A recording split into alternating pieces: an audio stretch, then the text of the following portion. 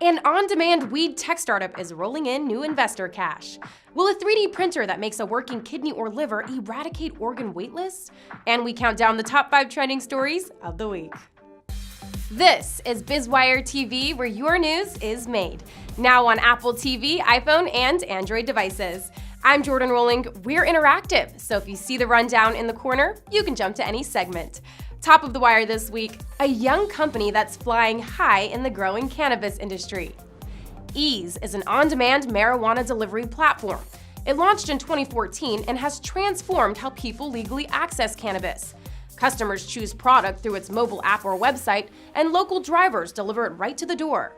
Ease says it's handling 120,000 deliveries a month, and gross sales are up 300% year over year. The San Francisco startup says the cannabis business has shown huge growth. Medical marijuana is now legal in 29 states and the District of Columbia.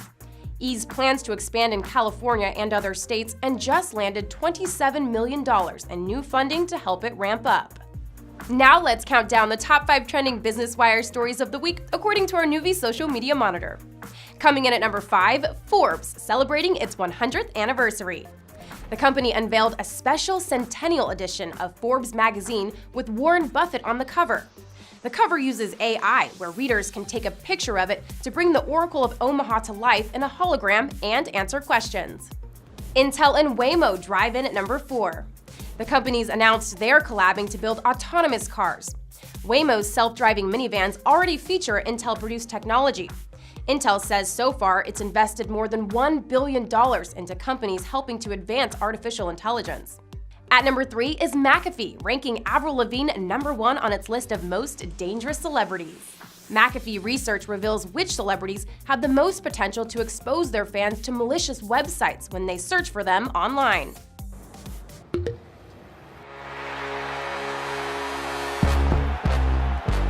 Nike and the NBA scored the number 2 spot after introducing the first NBA-connected jersey.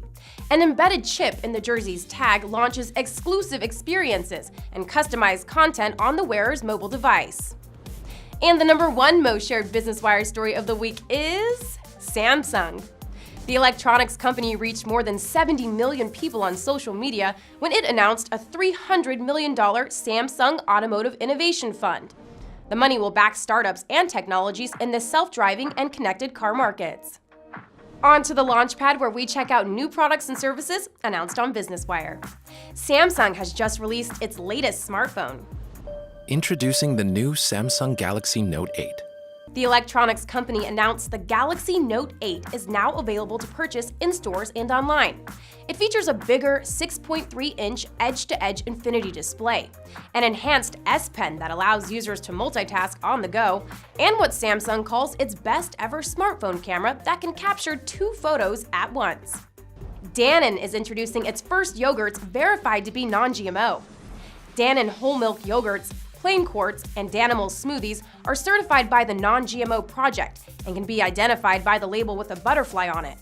The move comes a year after Dannon made a pledge to change how it makes its yogurt and partner with farmers to remove GMOs from their cow feed.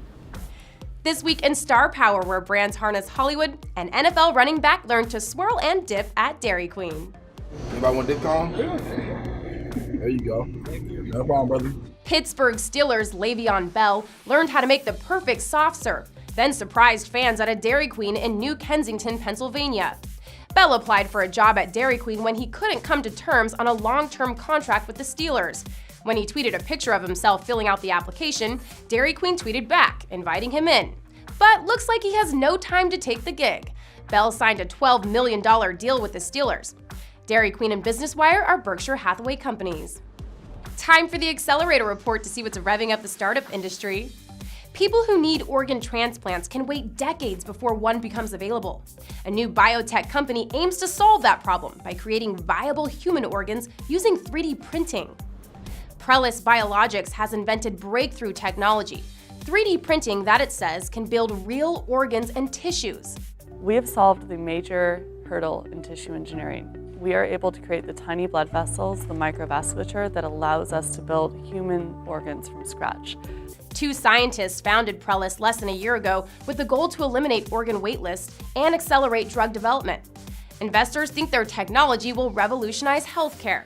Prellis received $1.8 million in seed funding led by True Ventures. On the VC watch, with student loan debt at an all-time high of $1.45 trillion, an education startup is out to change the paradigm. MissionU is a college alternative where students don't pay any tuition up front. It uses an income share model. Once graduates start earning $50,000 or more, they pay the school 15% of their income for 3 years. MissionU partners with top companies, and they create a one-year curriculum teaching the skills needed to be hired by those high-growth businesses. Investors are on board. The San Francisco startup raised $8.5 million in Series A funding led by Firstmark Capital. There's more funding to power growth of a system that makes small space living feel bigger.